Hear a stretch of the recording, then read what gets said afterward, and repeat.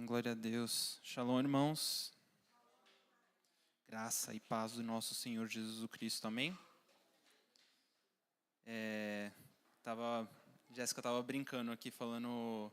Acho que eu nunca te chamei de Daniel, né? Mas é até engraçado, o pessoal chama de Daniel até estranho.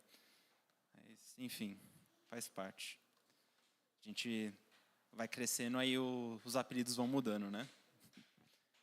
Gostaria de convidar os irmãos para abrirem comigo a palavra em 1 Pedro, no capítulo 2.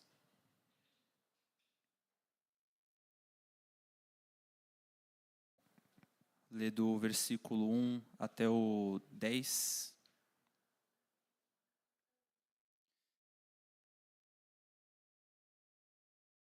Eu vou ler na Almeida Corrigida Fiel, com algumas referências para a tradução da Bíblia Judaica completa, tá bom? Mas 1 Pedro, capítulo 2, do 1 ao 10, diz assim: Deixando, pois, toda a malícia e todo engano, e fingimentos e invejas, e todas as murmurações, desejai afetuosamente, como meninos novamente nascidos, o leite racional, não falsificado, para que por ele vades crescendo, se é que já provastes que o Senhor é benigno. E chegando-vos para ele, pedra viva, reprovada na verdade pelos homens, mas para com Deus eleita e preciosa. Vós também, como pedras vivas, sois edificados, casa espiritual e sacerdócio santo, para oferecer sacrifícios espirituais agradáveis a Deus, por Jesus Cristo. Por isso também na Escritura se diz: Eis que ponho em Sião a pedra principal de esquina, eleita e preciosa, e quem nela crer não será confundido. Assim para vós, os que credes, é preciosa, mas para os rebeldes a pedra que os edificadores reprovaram, essa foi a principal de esquina, e uma pedra de tropeço e rocha de escândalo, para aqueles que tropeçam na palavra, sendo desobedientes, para o que também foram destinados. Mas vós sois geração eleita, o sacerdócio real, a nação santa, o povo adquirido, para que vos anuncieis as virtudes daquele que vos chamou das trevas para a sua maravilhosa luz. Vós, que em outro tempo não erais povo, mas agora sois povo de Deus, que não tinhais alcançado misericórdia, mas agora alcançastes misericórdia. Amém? Queria... Antes de mais nada, né, senão eu vou me perder aqui nas anotações. Mas a pergunta, o que me veio como confronto nesse tempo em que eu tenho estudado sobre esse assunto específico, é a mesma pergunta que eu gostaria de fazer para os irmãos. E dentro de tudo que a gente vive, de tecnologia, de rede social, enfim, tantas coisas, né, no trabalho, na nossa vida cotidiana, a pergunta é: quem sou eu? E não, eu coloquei mesmo assim como quem sou eu, porque nós deixamos muitas vezes que as pessoas façam essa pergunta para a gente: quem é você? Né? E por várias coisas, questão de entrevista de emprego, na rede social a gente expõe o nosso dia a dia, e de maneira geral, nós constantemente somos perguntados, né, de formas diferentes das outras, mas de maneira geral somos sempre perguntados: quem é você? Mas quantas vezes nós perguntamos a nós mesmos: quem sou eu? A gente ouve tantas vozes, tantas coisas. Às vezes a gente recebe como elogio, né? Oh, você é tão carinhoso, você é tão paciente, ou às vezes até meio como alfinetada, né? Nossa, você é muito pavio curto, você é muito esquentadinho, você é muito nervoso, você é. E aí a pergunta é justamente, a gente ouve tantas coisas, tantas vozes falando isso pra gente, perguntando, né, quase com um tom de afirmação, mas quantas vezes a gente se pergunta isso? Quem eu sou?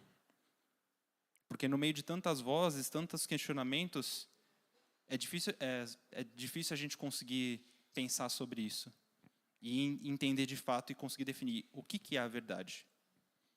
E aí, voltando para 1 Pedro 2, eu agora lendo na versão judaica, alguns destaques que eu queria fazer para vocês, no primeiro texto ele já começa falando assim: portanto, livrem-se de toda maldade e de todo engano, hipocrisia, inveja e de todas as formas de maldizer as pessoas.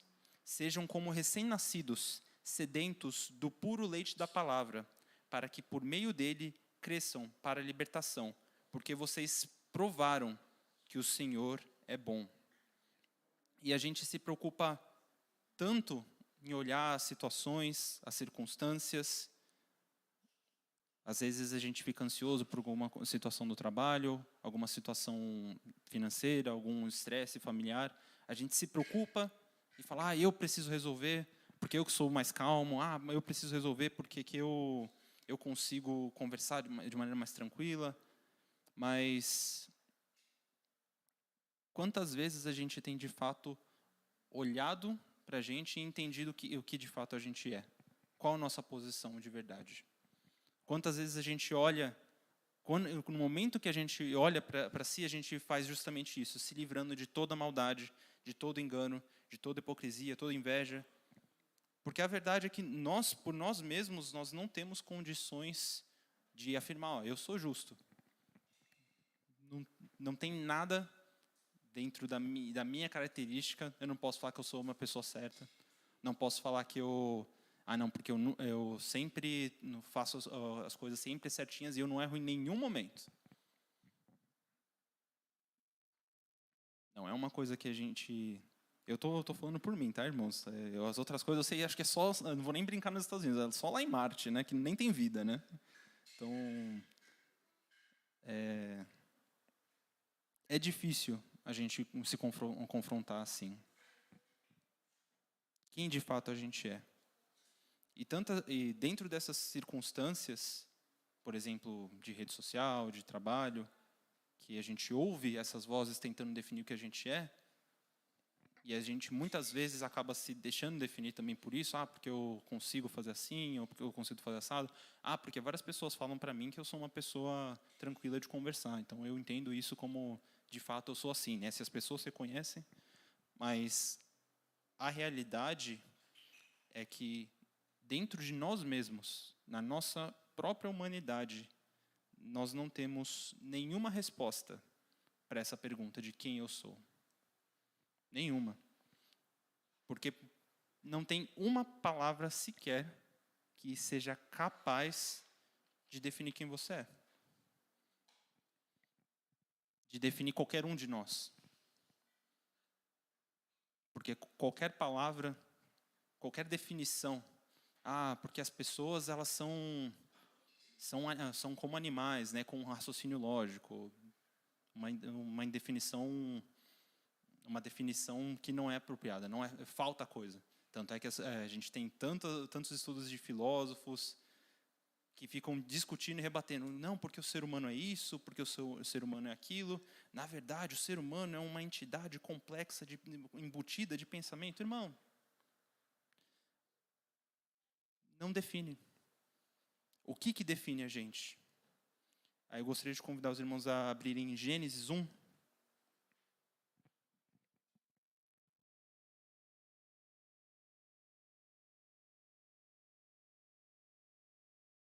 (26) e 27. Diz assim: E disse Deus: façamos o homem à nossa imagem, conforme a nossa semelhança, e domine sobre os peixes do mar, sobre as aves do céu, sobre o gado, sobre toda a terra, sobre todo réptil que se move sobre a terra. E criou Deus o homem à sua imagem, a imagem de Deus o criou, homem e mulher os criou. Nós somos, quem eu sou? Eu sou feito à imagem e semelhança de Deus. Não tem nada mais que consiga definir melhor do que isso. Quem que você é? Eu sou a imagem e semelhança de Deus. Deus te criou para intimidade com Ele, para nós podermos louvar e adorar o nome dEle. Ele nos criou para a sua própria glória, porque nós somos a imagem e semelhança de Deus. Não tem nada que a gente tem... mas eu também sou uma pessoa legal, irmão. Claro, né, as características, a gente fala, sou uma pessoa divertida, engraçada, ou paciente, são características, mas a gente não pode nos acostumar com características definirem ou tentar definir quem nós somos ou o que nós fazemos. Porque uma característica, ela pode ser alterada. Seja por conta de traumas, seja por conta de preocupações, de estresses, o que for. Às vezes uma pessoa que começa, minha mãe até brinca comigo, vira e mexe, ainda brinca com isso comigo. Ai, Daniel, quando você era mais novo, você era tão feliz, dava risada para tudo. Hoje você tem uma cara mais fechada, assim, na hora de falar as coisas. Era uma característica minha quando eu era criança. E mudou. Isso quer dizer que eu sou uma pessoa infeliz? Não, pela graça de Deus eu não sou. Mas a característica muda. Por isso que as coisas, nós não podemos deixar que essas definições que são humanas nos definam. Porque se Deus nos fez, se Ele nos fez a sua imagem e semelhança, qualquer outra coisa que a gente tenta trazer de significado para nós mesmos, por si só, que não vem de Deus, é vazio. Não traz frutos. A existência longe de Deus não traz frutos. A existência longe de Deus é vazia. Por isso que nós não podemos responder a pergunta quem sou eu longe de Deus. Que nós somos a imagem e semelhança dele. Porque ele nos fez assim, porque ele quis fazer assim. Então qualquer definição, qualquer entendimento que a gente quiser trazer para isso, para quem sou eu, longe de Deus, não vai trazer para a gente paz, não vai trazer para a gente descanso, não vai trazer para a gente renovo. É vazio, é passageiro. E eu queria trazer para os irmãos alguns exemplos. Em Gênesis 17,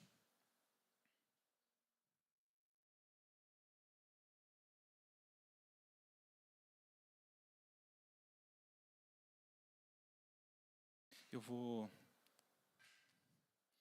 ler só um trechinho, que aí a gente fala dos outros exemplos também. O 17:4. Quanto a mim, isso é Deus falando com Abrão, quando ele vai estabelecer aliança, reafirmar a aliança com Abrão, e ele muda o nome de Abrão. E aí, a partir do 4, diz assim: quanto a mim, esta é a minha aliança com você. Você será o pai de várias nações. Seu nome não será mais Abrão, seu nome será Abraão, pois eu fiz de você pai de várias nações. Eu o tornarei muito fértil, farei nações de você, reis descenderão de você. Para quem não sabe, Abrão significa pai exaltado. E Abraão significa pai de muitos. Não foi por uma característica, por Abraão ser paciente, não foi por ele ter várias esposas ou qualquer outra coisa nesse sentido, por as pessoas falarem sobre a vida dele. Ele se tornou pai de nações porque Deus determinou sobre a vida dele. Deus disse: você não é mais pai exaltado, você é pai de muitos. Deus determinou, e nós precisamos aprender a confiar em Deus de maneira que Ele determine quem nós somos. Porque isso tudo aconteceu depois do quê? De Abraão obedecer. Deus o convocou para que ele saísse da terra dele e fosse... esqueci o nome da palavra, mas ele ficou caminhando, peregrinando pela terra de Canaã. Foi só olhar para meu pai e lembrei da palavra.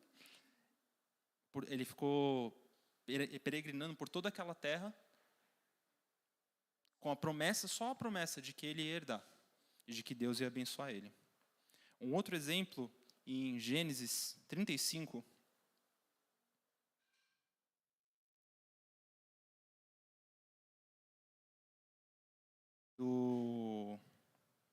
a partir do 9. Deixa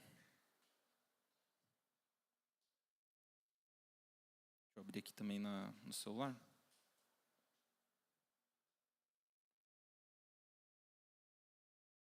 diz assim, a partir do 9, Gênesis 35, 9. E apareceu Deus outra vez a Jacó, vindo de Padã Arã, e o abençoou. E disse-lhe Deus, o teu nome é Jacó, e não se chamará mais o teu nome Jacó, mas Israel será o teu nome. E chamou o seu nome Israel. Disse-lhe mais Deus, eu sou Deus Todo-Poderoso, frutifica e multiplica-te. Uma nação sim, uma multidão de nações e reis procederão dos teus lombos. E te darei a ti a terra que tenho dado a Abrão e a Isaque, e a tua descendência depois de ti darei a terra. Mais uma vez, a gente, até quando a gente está fazendo a leitura da Bíblia toda, a gente já acompanhou a história de Jacó, mas ele passou por tantas coisas. Ele enganou o pai, enganou o irmão, depois foi enganado por Labão. E, se eu não me engano, o nome dele significa enganador também, Jacó, né, significa o enganador. E ele viveu uma vida tão difícil. A partir do momento em que ele lutou com Deus, isso alguns capítulos antes, e depois ele chamou todos os que estavam junto com ele, suas esposas, seus filhos, seus criados, falou, peguem todos os ídolos que estão no meio de vocês e lancem fora, porque nós vamos firmar uma aliança com Deus. A partir disso, de uma obediência, de uma confiança, de crer naquilo que Deus tinha prometido para o seu pai, Isaque, e para o seu avô, Abraão, ele se rendeu, confiou, e Deus disse, você não é mais Jacó, você é Israel. Um outro exemplo, em Mateus 16,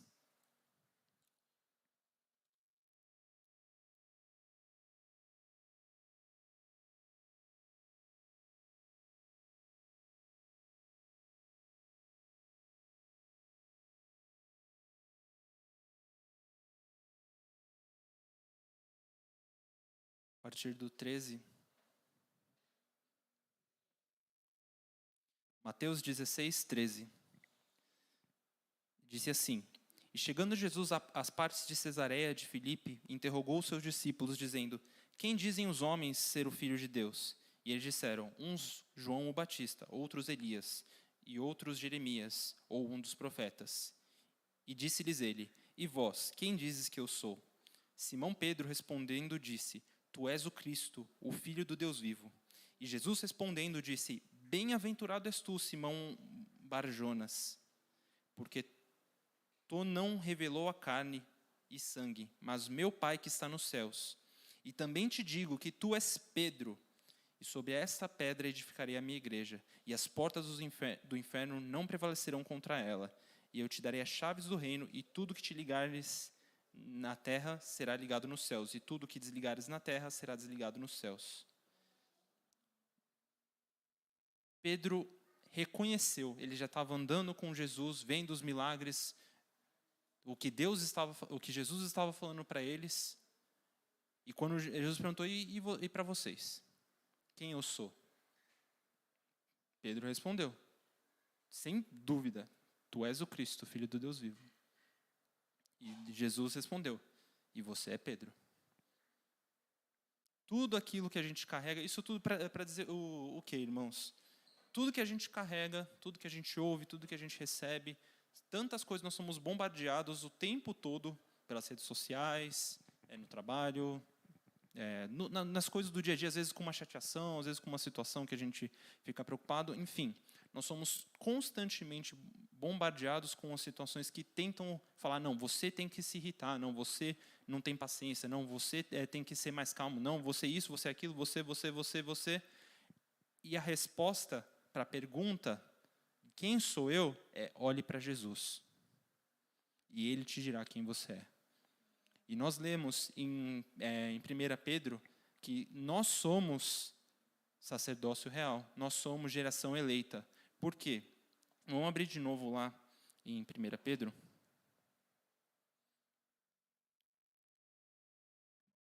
Capítulo 2.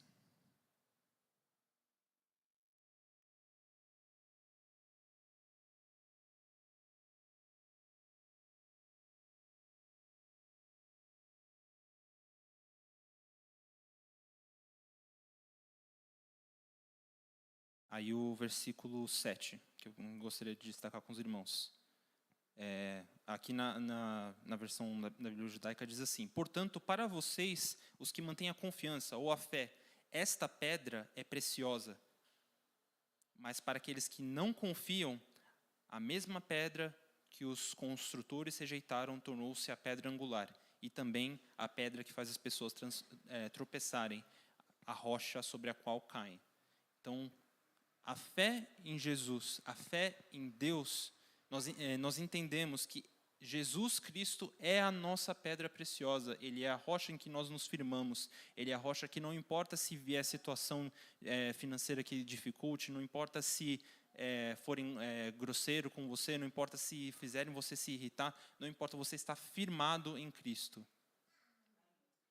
E por estar firmado em Cristo com essa fé, com essa confiança, aí a partir do 9, vocês, porém, são o povo escolhido, os sacerdotes do rei, a nação santa, o povo pertencente a Deus. Por quê? Para louvar aquele que os chamou das trevas para a sua maravilhosa luz. Anteriormente, vocês não eram um povo, mas agora são povo de Deus. Antes, vocês não haviam recebido misericórdia, mas agora a receberam. Amém? Tudo aquilo que nos faz preocupar, nos faz ter medo, nos faz ter receio, enfim, qualquer uma dessas situações não importa, não deve importar, porque não são essas coisas que vão ditar para você, ou não devem ditar para você, olha, hoje eu extrapolei. Não, a nossa rocha é Cristo. E quando nós nos firmamos, e quando perguntarem para você quem é você, você fala, eu sou filho de Deus, porque eu creio que Jesus Cristo veio, morreu pelos meus pecados e ressuscitou ao terceiro dia, de forma que eu sou salvo. Eu faço parte do povo de Deus, porque eu creio em Jesus. Amém?